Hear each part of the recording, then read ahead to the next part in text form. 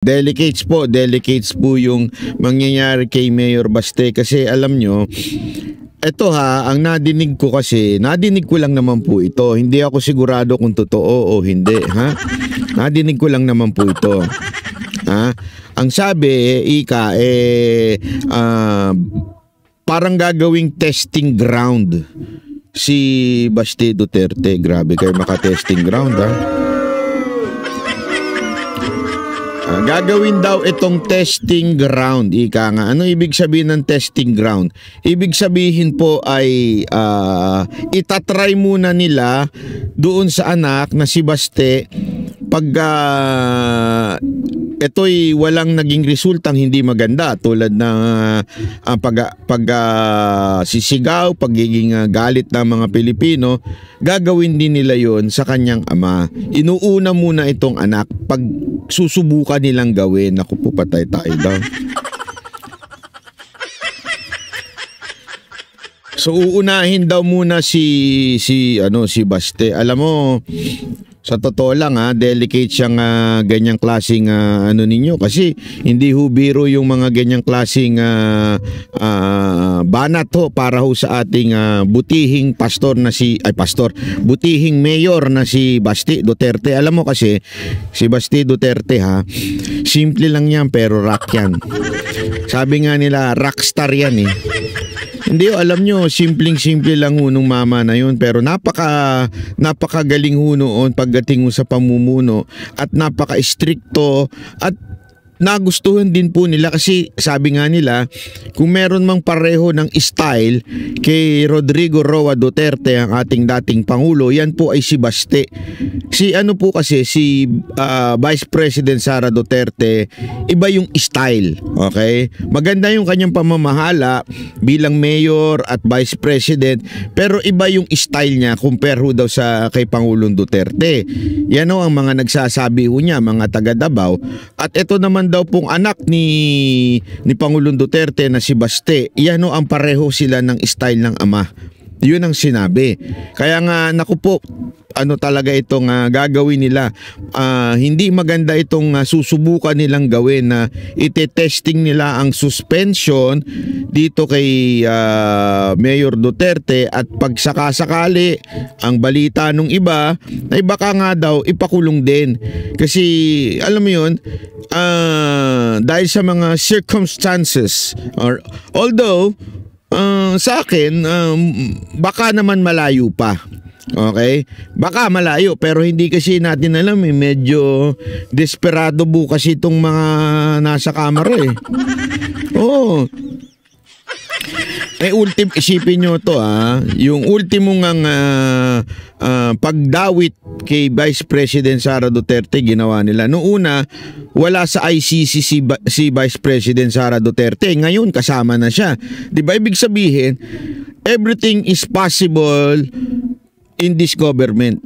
Ibig sabihin, anything gagawin nila para masakal, mahirapan ng mga Duterte.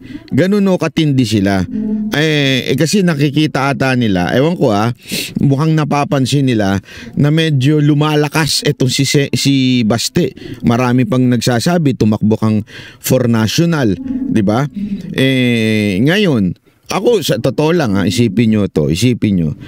'Di ba tayo number 1 si Rodrigo Roa Duterte bilang senatorial, tama mali, 'di ba?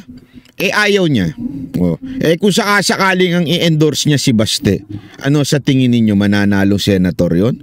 Ako sa tingin ko baka mag number 1, number 2 yun si Baste Duterte. Kasi talaga namang pag sinabi mong tatak Duterte, iba yang gumalaw. Malupit yung mga yan.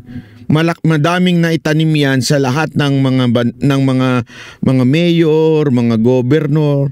Kaya posible ho yun. Hindi, alam nyo, nung kinausap namin si Baste tungkol ho dyan sa Senate, even Vice President, kasi pinag-uusapan namin yan Tapos alam mo, sabi niya, wala talaga siyang interes.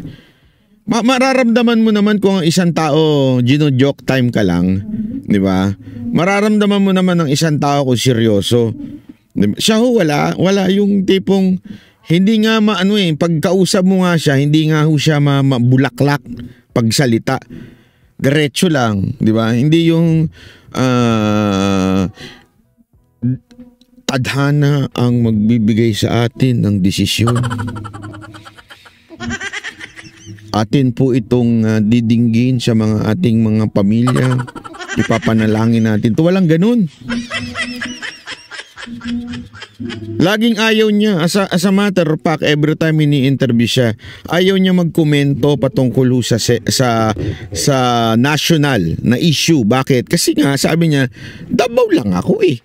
Lagi niyong binabanggit yun, Davao lang ako, ayoko ng national issue. Kasi naman, mayor ako ng Davao eh. Diba? Yun ang lagi niya sinasabi. Pero grabe ho eh. Dahil sa gagawin nilang ito, baka lalong mapilitan tumakbo si Baste. Kasi nakikita niya yung panggigipit ng gobyerno sa ating mga nagrereklamo o nagkikriticize. Alam mo, sabi ko nga sa inyo, wala naman kasing problema mag-criticize. Hindi ko alam bakit hindi makatanggap ng kritisismo itong gobyerno to. Pag kinriticize mo, sisilipan ka ng kung ano-ano. Pagka kinriticize mo, gagawa sila ng move para takutin ka. Yun na nga lang sa Maisog, di ba? Sa Maisog, biglang nagkakaroon ng bidding. Anong bidding? O auction. Di ba? Bakit? Pag kami Maisog, may auction ng mga truck. May auction ng mga na kung ano-ano, 'di ba? Ganun pagka merong Maisog kasi ganun sila katakot, kapraning, 'di ba? Kaya nga etong ginagawa nila kay Baste, naakala siguro nila magtatagumpay sila sa panggigipit dito. Malamang isunod yung ama, 'di ba? Yun yung plano. Naku, baka mamaya sabi nga tumalbog sa kanila yung gusto nilang gawin, yung plano nilang gawin, ha?